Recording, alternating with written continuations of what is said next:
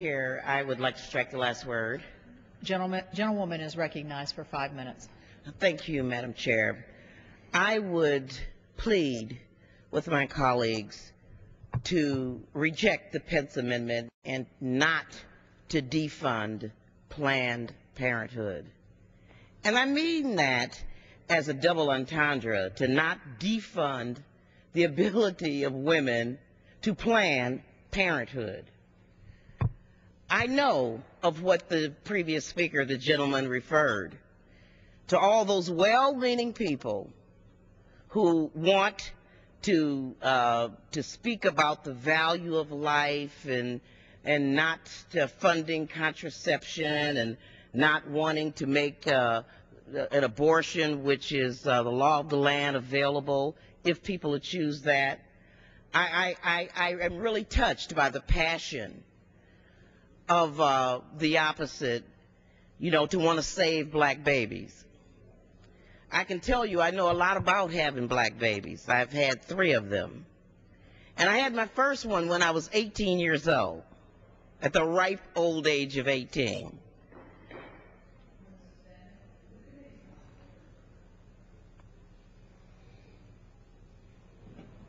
Members take their conversations off the floor. Gentlewoman may resume. I thank you for that courtesy, Madam Chair. I had my first baby at the ripe old age of 18, an unplanned pregnancy. And let me tell you, I went into labor, unfortunately, on New Year's Eve, had not even one dime. Phone calls cost a dime at that time. I didn't have a phone in my home and didn't have a dime to go to the phone booth to call an ambulance which is a waste of money, using Medicaid dollars, but I didn't have a car and didn't have cab fare.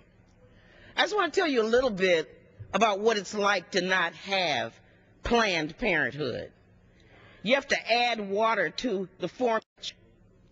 You have to give your kids ramen noodles at the end of the month to fill up their little bellies so that they won't cry. You have to give them mayonnaise sandwiches. They get very few fresh fruits and vegetables because they're expensive. It subjects children to low educational attainment because of the ravages of poverty.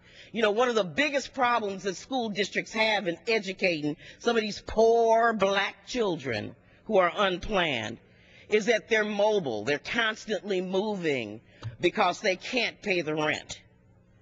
And yes, I heard many of you talk about sexual predators.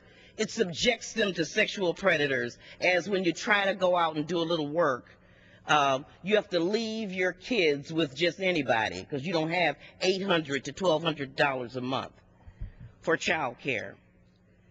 And let me tell you, the public policy has treated poor children and women who have not had the benefit of Planned Parenthood with utter contempt.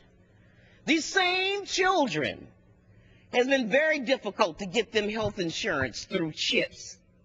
When you go to the grocery store to buy them a little birthday cake with your food stamps, everyone stares with you in contempt. And yes, on a bipartisan basis, Democrats and Republicans ended the entitlement to aids for families with dependent children, so that when we have a recession like we have now, women who are alone, typically poor, of color, with these poor black children, have no money, go months and months and months with little or nothing to sustain themselves. And I recall that the first item on the U-Cut website was to cut temporary assistance to needy families. And let me tell you what it does to women who cannot plan their parenthood. It derails their ability to complete education and training so that they can get a job. The TANF law is very harsh. Won't even let women complete high school diplomas. It sends them into workfare programs and very low-wage service industries, often jobs with no unemployment benefits. And of course, they're treated with contempt and disdain when they apply for any aid. They're humiliated. And so I would beg my colleagues I would beg them to not defund Planned Parenthood. Planned Parenthood is healthy for women, it's healthy for children, and it's healthy for our society. And I would yield back the balance of my time.